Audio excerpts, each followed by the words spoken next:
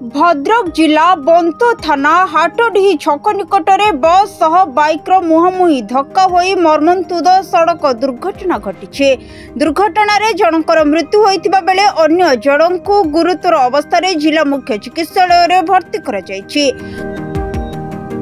बाबा विश्वनाथ नामक एक घरोई यात्रीवाही बस आनंदपुर पटु भद्रक अभिमुखे जाउथिला। एही समय रे बाइक रे टिलो अंचलर 2 जन युवक बंत आड़कू फेरिथिले। हाटडीही छक निकटरे बस सह बाइक मुहांमुही धक्का होइथिला। दुर्घटना रे घटनास्थल रे ही बाइक चालकंकर मृत्यु होइथिला। बाइक रे बसिथिबा अन्य जने युवकंकु गुरुतर अवस्था रे भद्रक जिला मुख्य चिकित्सालय रे भर्ती करा जायथिला। घटनास्थल रे स्थानीय लोक माने असंतोष प्रकाश करबा सहित टायर जाळे राज्य राजपथ को अवरोध करथिले। बंत पुलिस खबर पाई घटनास्थल रे पहुंची उत्त्यक्त लोकंकु बुझासुझा करबा परे रास्ता अवरोध हटिथिला। से एभଳି एक शांत सरल पिला थिला।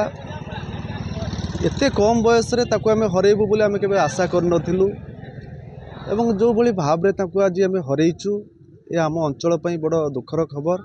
मु प्रशासन को अनुरोध करी प्रशासन तुरंत या उत्तम भाव में तदंत करी ताको जहाँ क्षतिपूरण ताको प्रदान करबा हेबे एवं ताको परिवार को भगवान धैर्य दियंतु, ताको बापा माँ को धैर्य दियंतु, असीम शक्ति दियंतु।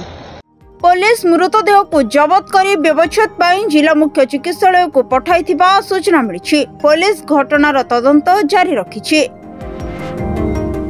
भंडारी पोखरी सौम्य रंजन जेना रिपोर्ट, सरकार न्यूज।